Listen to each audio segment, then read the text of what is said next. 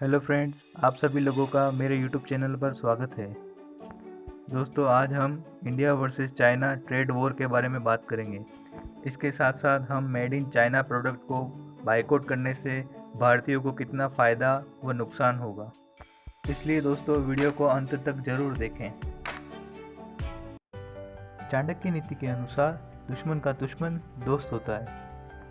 भारत और पाकिस्तान के बीच चल रहे तनावपूर्ण संबंधों के बीच चीन का पर्दापण इसी कहावत को सिद्ध करता है। जब भारत ने सिंधु जल समझौते को तोड़ने की बात कही थी, तो चीन ने भी ये कह दिया था कि वो ब्रह्मपुत्र नदी की एक सहायक नदी को बंद कर देगा। चीन के इस कदम से भारत के असम, सिक्किम और अरुणाचल प्रदेश जैसे राज्यों में पानी की आपूर्ति में कमी आ सकती है, जिससे इन राज्यों में पानी की कमी होने से आम जनजीवन, कृषि और उद्योग बुरी तरीके से प्रभावित हो सकते हैं। भारत और चीन के बीच बाजार की स्थिति इस प्रकार है। फरवरी में जारी आधिकारिक भारतीय आंकड़ों के अनुसार चीन के साथ भारत का व्यापार 2017-18 में 89.71 बिलियन डॉलर से घटकर 2018-19 में 87.07 बिलियन डॉलर हो गया था। चीन से भारत का आयात 2018-19 में 70.32 बिलियन डॉलर था, जबकि भारत का चीन को निर्यात 2018-19 में 16.75 बिलियन डॉलर था। इस प्रकार 2018-19 में चीन के साथ भारत का व्यापार घाटा 53.57 बिलियन डॉलर था। कौन कौन से उत्पाद भारत चीन से आयात करता है? खिलौने, बिजली उत्पाद, कार और मोटरसाइकिल के कलपुर्जे, दूध उत्पाद, उर्वरक, कंप्यूटर, एंटीबायोटिक दवाई, दूरसंचार और ऊर्जा क्षेत्र से जुड़े विनिर्माण क्षेत्र के उत्पादों का आयात भारत करता है। कौन कौन से उत्पाद भारत चीन को निर्यात करता है? कृषि उत्पाद, सूती वस्त्र, हस्तशिल्प उत्पाद, कच्चा लेड, लौह अयस्क, स्टील, कॉपर, टेलीकॉम सामग्री तथा अन्य पूंजीगत वस्तुएं इत्यादि। भारत अपने हीरे का 36% चीन को निर्यात करता है। चीन के उत्पाद भारत में इतने पसंद क्यों किए जाते हैं? चीन में बने उत्पाद कम उत्पादन लागत के कारण सस्ते होते हैं। इसी कम कीमत के कारण यहाँ का सामान भारत सहित पूरे विश्व के बाजार में छाया हुआ है। भारत में बने उत्पादों की लागत अधिक होने के कारण भारत चीन के बाजारों में अपनी पकड़ नहीं बना पा रहा है।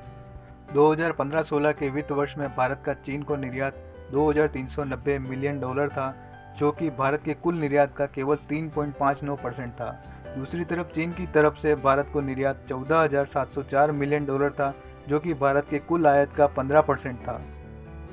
चीन ने भारत के किस क्षेत्र को सबसे ज़्यादा प्रभावित किया? चीन के द्वारा सबसे ज़्यादा नुकसान भारत के खिलौना उद्योग को हुआ है। चाइनीज़ खिलौनों की लागत इतनी कम है कि कोई भी भारतीय कंपनी चीन की प्रतियोगिता का मुकाबला करने में असमर्थ है।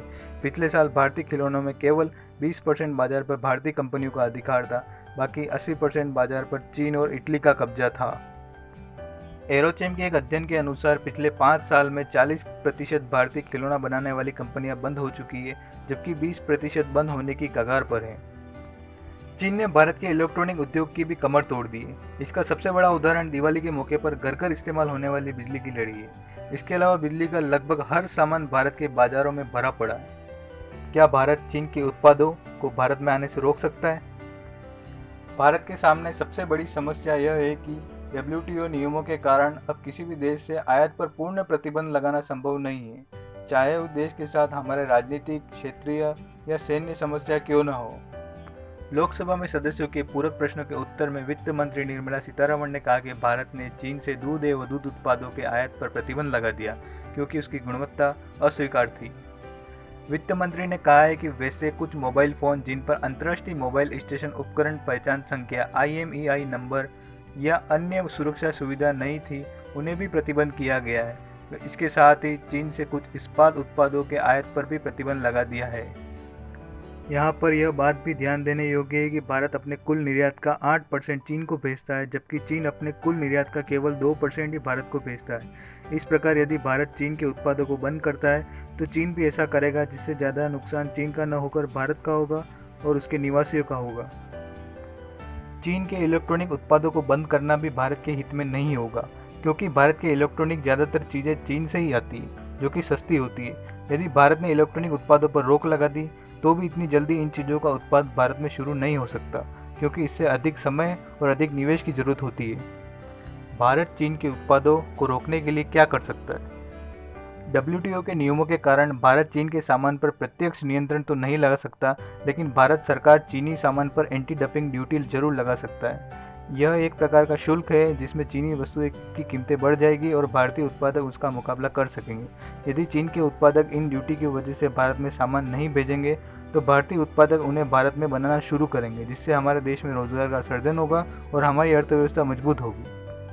भारतीय बाजार में जितनी बड़ी मात्रा में चाइनीज सामान मिलता है, उसे तो सिर्फ यही लगता है कि चीन के उद्योगपति ने भारत में मनाए जाने वाले हर त्योहार, उत्सव, समाज, आयु वर्ग, विभिन्न प्रदेशों में इस्तेमाल होने वाले सामानों की लिस्ट बनाई होगी, फिर इसका उत्पादन शुरू किया होगा। तभी तो हमारे शादी समारोह से लेकर जन्मदिन, होली, दिवाली, रक्षाबंधन सभी अवसरों के लिए मेड इन चाइना सामान सस्ते दामों पर हर दुकान और नुक्कड़ पर मिलता है। अब हालातों को देखते हुए इतना अवश्य कहा जा सकता है कि चीन के उत्पादों को भारत में घुसने से भारत सरकार नहीं बल्कि भारत के लोग अवश्य ही रोक सकते हैं। हम भारतीयों को think globally and act locally वाली विचारधारा अपनाना होगा, तभी हमारे देश के हाथ मजबूत होंगे। दोस्तों, वीडियो अच्छा लगा हो तो लाइक और सब्सक्राइब जरूर करें, साथ साथ बेल आइकन भी दबाएं।